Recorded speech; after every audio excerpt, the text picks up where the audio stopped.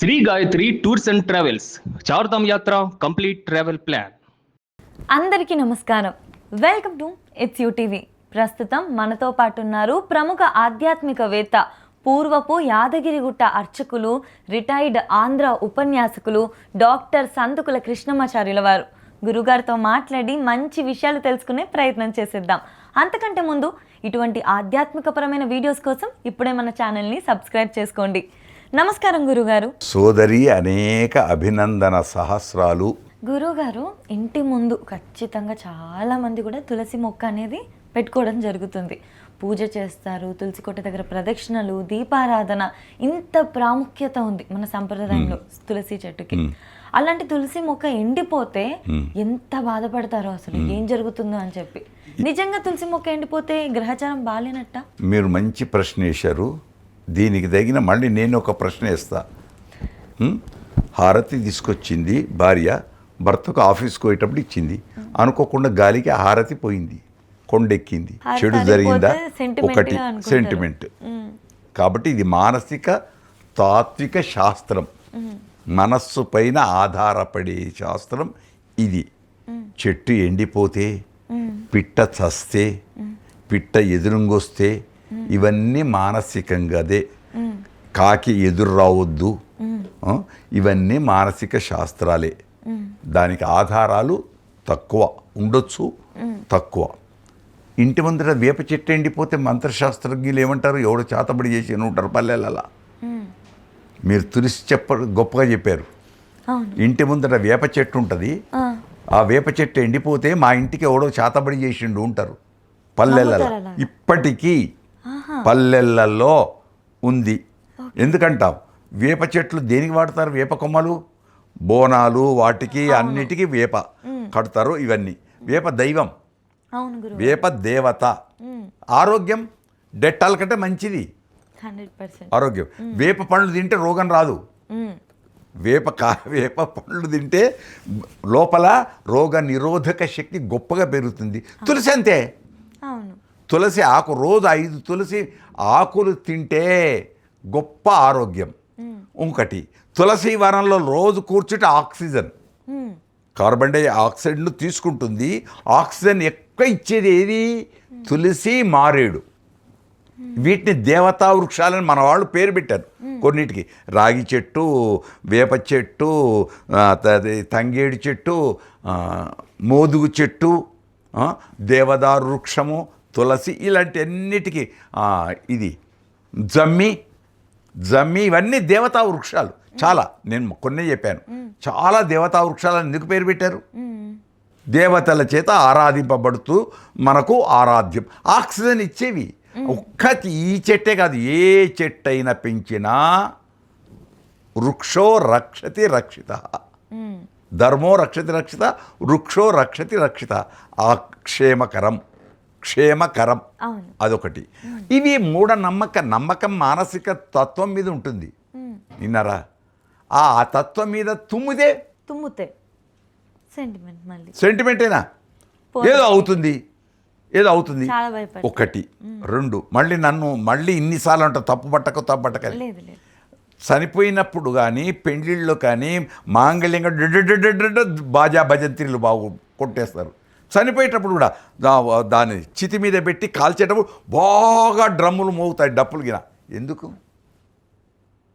దీంట్లో ఏమైనా తాత్విక సంపద ఉందా? బోలెడనుంది దాంట్లో. ఎందుకు? సహజీవనం ఉండేది భార్యకు. భర్త పోతే భర్తతో సహా ఆమెను సహజీవనం అంటే ప్రాణం లేని వస్తువు, ప్రాణం ఉన్న వస్తువు ఏమవుతుంది? ఓ అని అరవడం, బాధపడడం. కొందరి ప్రేమిక అయ్యో గోగో అని అంటుంది.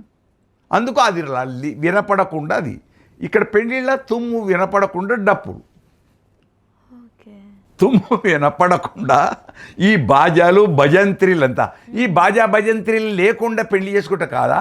మళ్ళీ అప్పుడు ఎవరైనా తుమ్మితే మళ్ళీ అనుమానమే కదా.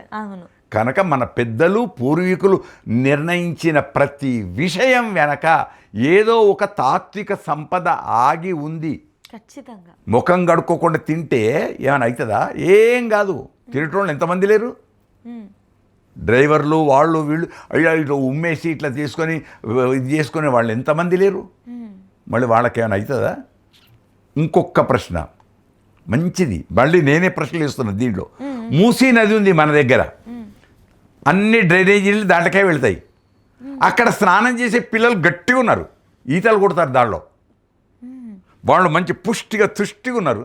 మనం వాసనే పడదు, మనకు ముట్టుకుంటే డెట్టాలతో కడుక్కుంటాం. మళ్ళీ వీళ్ళనేమందాం వాళ్ళనేమందాం.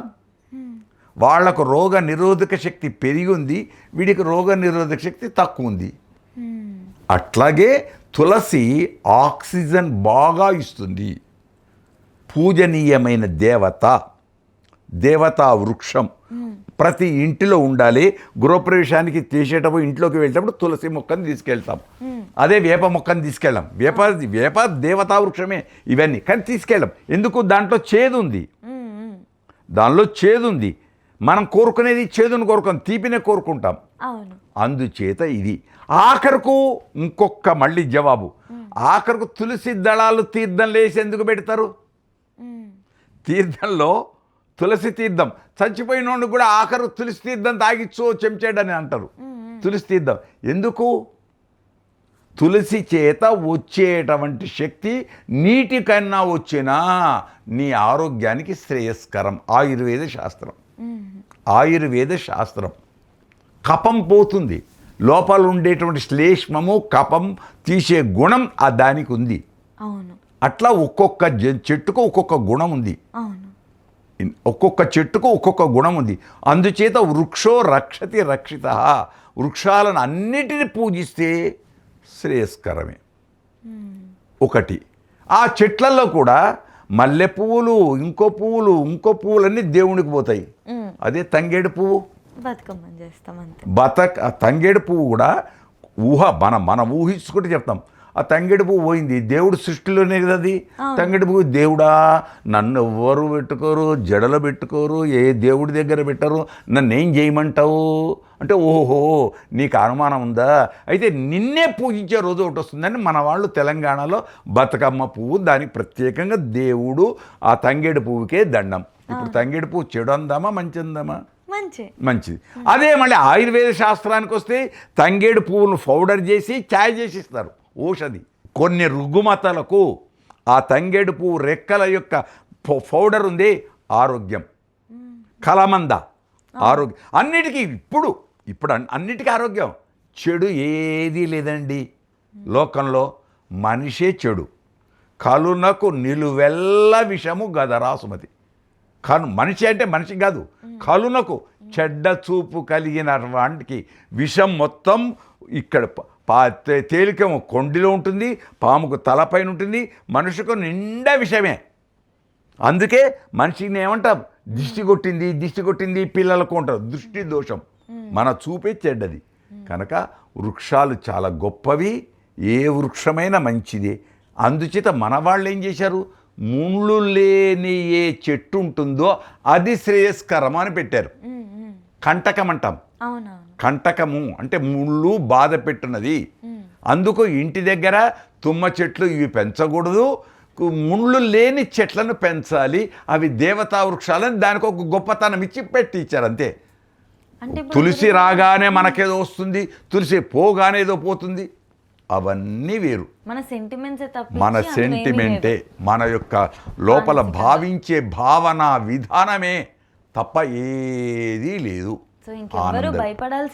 అవసరం అసలే లేదు. ఖచ్చితంగా గురుగారు, నీళ్లు పోయకుండా ఎండిపోతుంది, అంతే. నీళ్లు పోయకుండా ఆరం లేకుండా మొఖం నల్లబడుతుంది, ఎండకపోతే మొఖం నల్లబడుతుంది, చెట్టు కూడా అంతే. అటువంటి అనుమానాలు వద్దు. ఒకవేళ అటువంటి అనుమానాలు వస్తే 5 తులసి మొక్కలు కొత్తవి పెంచు. ఒక తులసి చెట్టు ఎండిపోయిందంటే దానికి 5 చెట్లను పెంచు, ఆక్సిజన్ పెరుగుతుంది, పక్కింటి వాళ్ళకు కూడా మంచి జరుగుతుంది అని తిట్టుకుంటే ఎందుకు కూర్చుంటావు? మనము చీకటి చూసి తిడతాం, అమావాస్య నాడేమో చెడంటాము, పున్నమేమో గొప్పది వింటాం.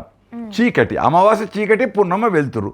చీకటి చూసి తిట్టే బదులు చేతనైనంత వెలుతురును ఉంచేస్తే దివ్యాన్ని వెలిగిస్తే చేతనైనంత అంతే.